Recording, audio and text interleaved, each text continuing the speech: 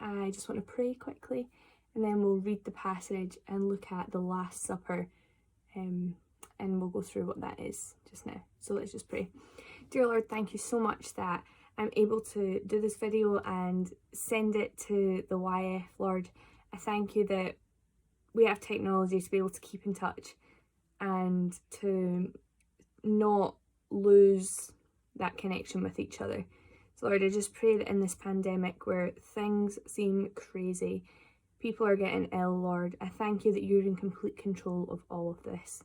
I pray that you remind us of that and help us not to be too stressed or worried, but to trust in you in everything. I pray that you'll help us as we look together at what the Bible says about the Last Supper and Easter. I pray this in your precious name. Amen. Amen. So let's have a look. So we're going to go, I should have said, go and get a Bible. If you do not have a Bible with you right now, pause the video, go and get one, and a piece of paper and a pen, take some notes. Who knows, maybe I'll get you to do something. We'll see. We're going to be looking at the Last Supper and what the Bible says about what happened. So if you know about the Gospels in the Bible, you've got Matthew, Mark, Luke and John, which is the first 4 books of the New Testament. So there's actually the same story but with slightly different details in it in each of those books. So what I'll do is I'll let you know where else you can find the story, and you can read the other ones to see, because it's written 4 times, so it's really important to see that they all say the same thing but with slightly different details. So we're going to look at Matthew. So it's the first book in the New Testament, and it's Matthew chapter 26 and verse 17. So if you just pause the video, give yourself a wee bit of time to look it up, and then we'll read it. So on the first day of the festival of unleavened bread, or Passover, the disciples came to Jesus and asked, "Where do you want us to make preparations for you to eat the Passover?" He replied, "Go into the city to a certain man and tell him, 'The teacher says, my appointed time is near. I'm going to celebrate the Passover with my disciples at your house.'" So the disciples did as Jesus had directed them and prepared the Passover. When evening came, Jesus was reclining at the table with the 12. And while they were eating, he says, "Truly I tell you, one of you will betray me." They were very sad and began to say to him, one after the other, "Surely you don't mean me, Lord?" And Jesus replied, "The one who has dipped his hand into the bowl with me will betray me. The Son of Man will go just as it is written about him, but woe to the man who betrays the Son of Man. It would be better for him if he had not been born." Then Judas, the one who would betray him, said, "Surely you don't mean me, Rabbi?" Jesus answered, "You have said so." While they were eating, Jesus took bread, and when he had given thanks, he broke it and gave it to his disciples, saying, "Take and eat, this is my body." Then he took a cup, and when he had given thanks, he gave it to them, saying, "Drink from it, all of you. This is my blood of the covenant, which is poured out for many for the forgiveness of sins. I tell you, I will not drink from this fruit of the vine from now on until that day when I drink it new with you in my Father's kingdom." When they'd sung a hymn, they went out to the Mount of Olives. Amen. So that is what Matthew says about the Last Supper. So let's have a wee look and see what that means.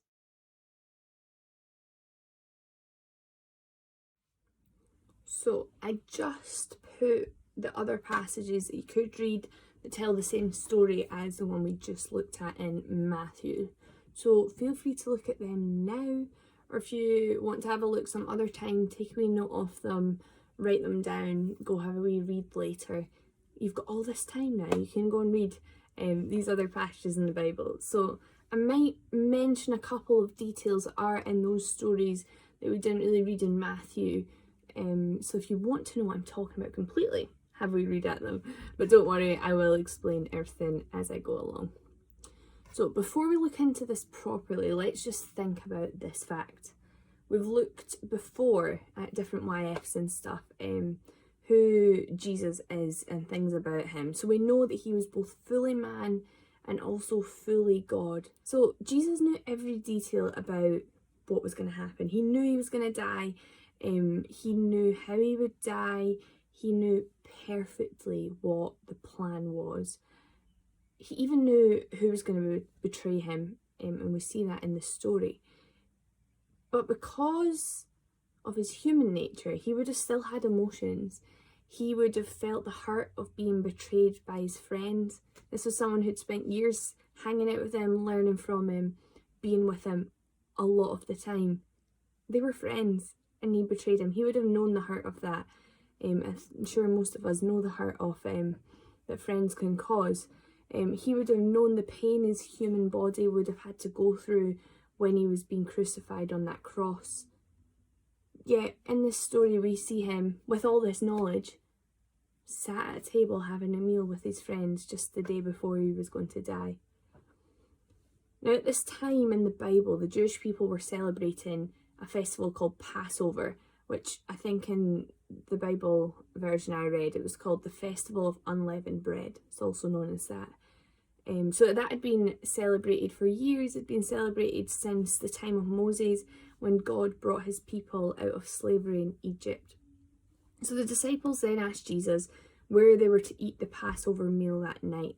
And Jesus told them to go into the city and they'd meet a man with a big jug of water, follow him until he enters a house. And then when they were to go into that house, they were to ask the owner where the guest room was that they were to have their Passover meal. So they went up the stairs to the room and they found everything was the way that Jesus had said it would be.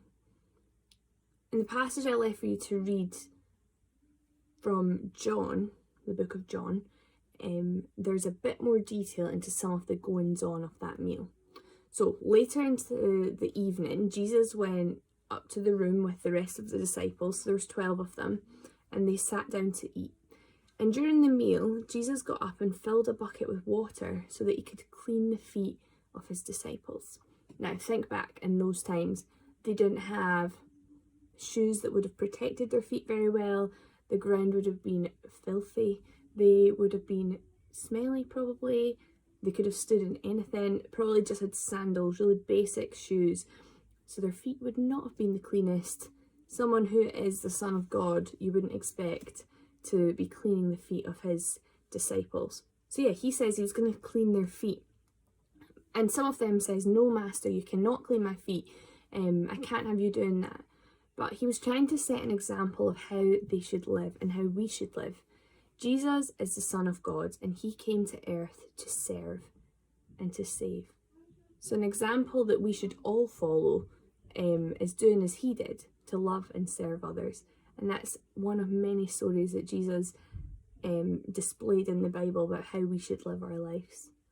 So then later on, they were eating the meal, and Jesus blessed some bread and he broke it. So he broke the bread and he says, "This is my body, which is given for you." And he told this to do this in remembrance of him. And then after they'd finished the meal, he then took a cup of wine and gave thanks to God for it. And he said, "This is my blood. It is poured out as a sacrifice to forgive the sins of many."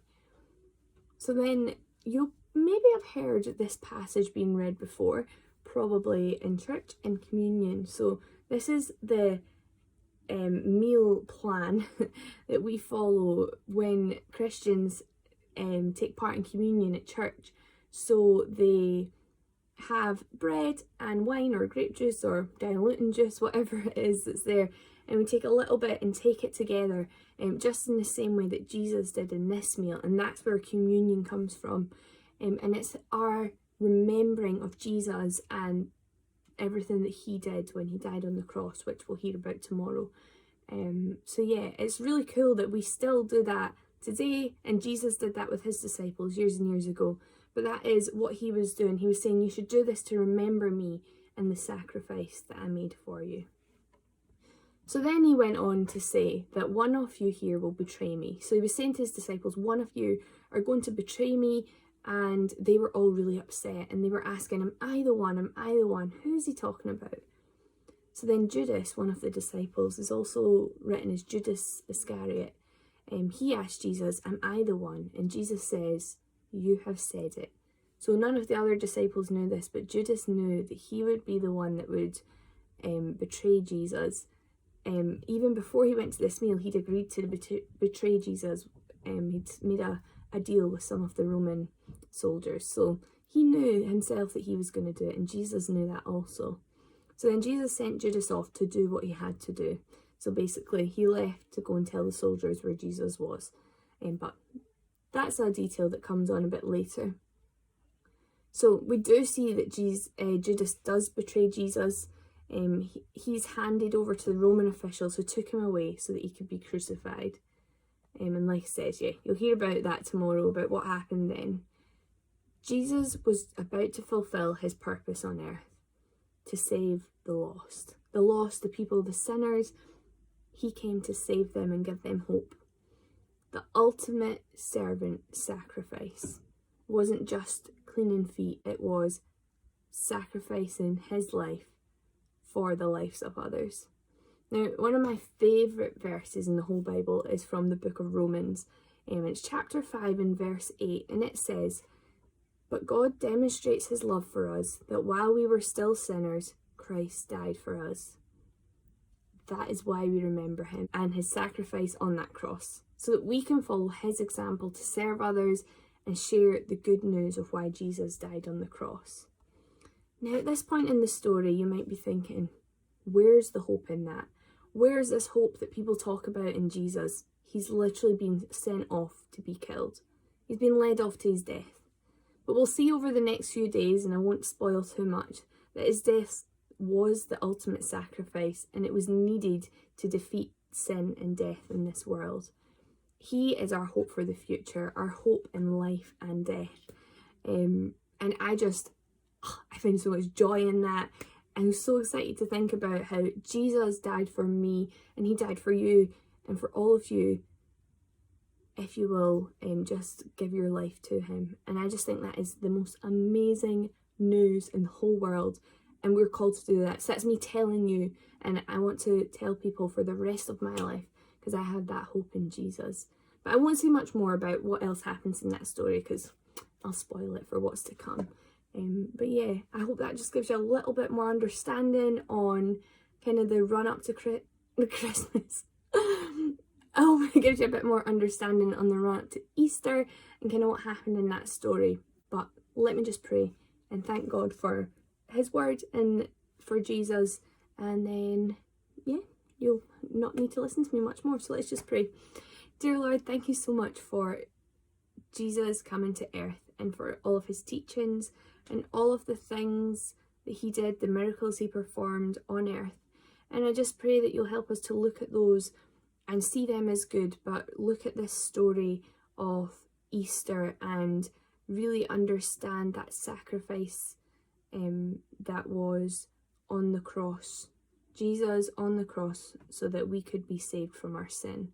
And I just pray that you'll help any of the YF who don't know you, Lord. I pray that they'll read this and see their need for you and how you died for them so that they can be saved.